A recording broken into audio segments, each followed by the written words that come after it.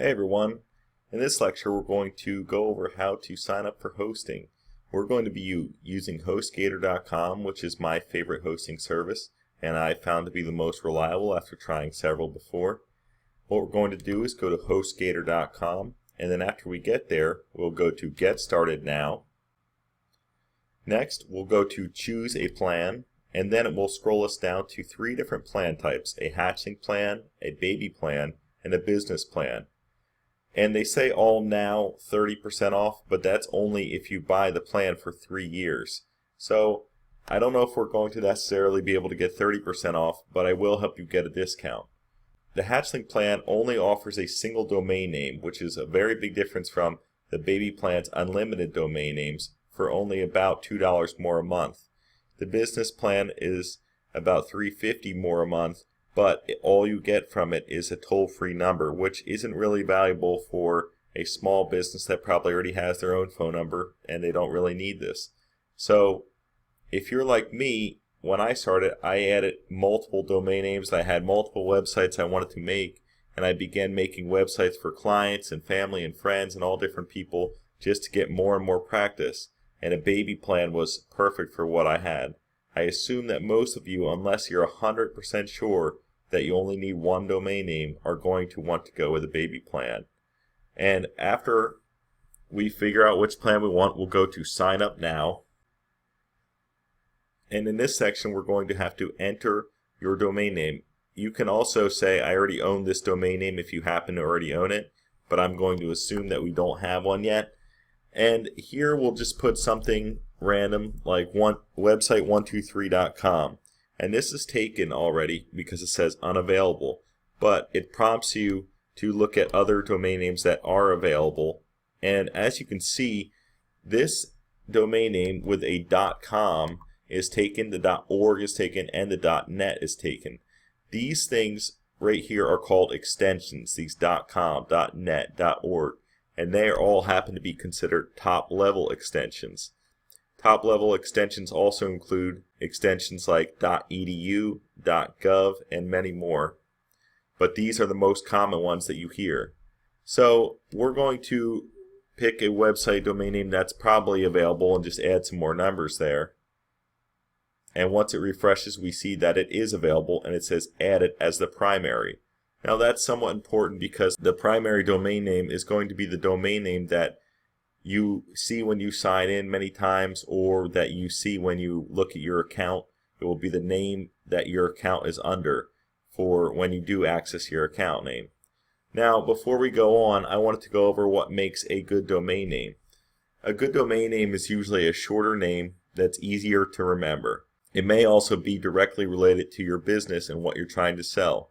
But keep in mind that catchy names can be more effective. If it wasn't for the great services they provide, no one would know who Google or Yahoo was, because it would be a domain name that's not even associated with really anything. So just for example purposes, I would say that shorter and memorable is something that you would go for. And if it can be related to your business or whatever the website is about, that's perfect. Next, we're going to scroll down, and here we're offered to get domain name privacy protection. I think that this is kind of an overrated thing, but it's really up to you and if you want to keep your information extremely private. But you have to think about how many times have you ever looked up online to see who owns a certain domain name and tried to find out who it is through their who is information. It's very rare that you've done this, probably, if at all. And I can't imagine that many people would be doing that for you. Also, if it's for a small business or something like that you're registering the website, then people are already going to know who owns it anyway. So I think it's kind of silly to have the domain privacy protection personally. It's just another cost.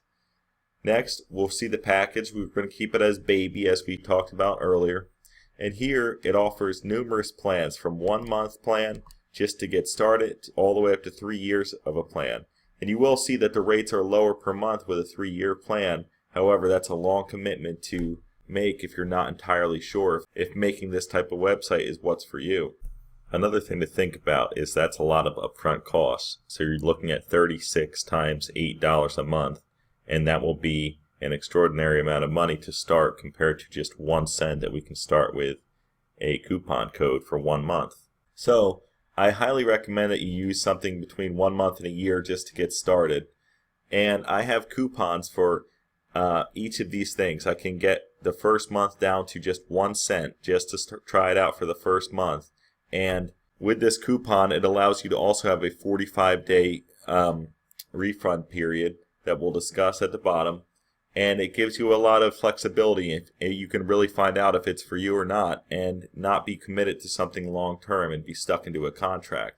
Additionally, if you go all the way up to 12 months, I have a coupon for 25% off instead of 22%, which can save you some money and it can benefit me as well. So it's a win-win situation. It will benefit me because it is an affiliate coupon, and both of them are, and I wanted to make that very clear and upfront with you. So next, we'll enter a username that we can remember, and we have to follow the guidelines here below. And then we'll add a security pin. The security pin is somewhat important because if you contact HostGator's live chat support, you may need to give them this number to speed up the process a little bit. So I would make that something that you can remember. And now here we'll enter our billing information. You can pay with credit card or via PayPal. And next, we'll go down to where it says Add Additional Services. Now in this section, it has Site Lock enabled. We're going to disable that. We're going to leave that disabled. We're going to disable this email as well, and we'll disable the code guard. So everything here will be disabled as well as the search engine visibility. Next, we'll scroll down to review the order details. And here it talks about what we get, and here's the 45-day money-back guarantee that I was talking about. And it shows that our website domain name here is for 1 year, and it's $12.95. This is actually a fairly good price because a lot of sites charge around $15 for this domain name with a .com. And then we have the baby 1 month package at $9.56, but we're going to get that price down to 1 cent and lower this total amount. So the coupon that we're going to enter is Udemy 1 cent start. That's Udemy 1 cent start, and we will click validate. And now the price has dropped about $10 down to $12.96. And now to finalize our order, we'll go down and click I have read and agreed to the terms of service, cancellation policy, and privacy policy. If you want to read through those policies, I recommend that you do so. And after you've done that, we can go to checkout now. And that's it for this lecture. I hope you were able to benefit from it. If you have any questions, feel free to reach out to me. Thank you.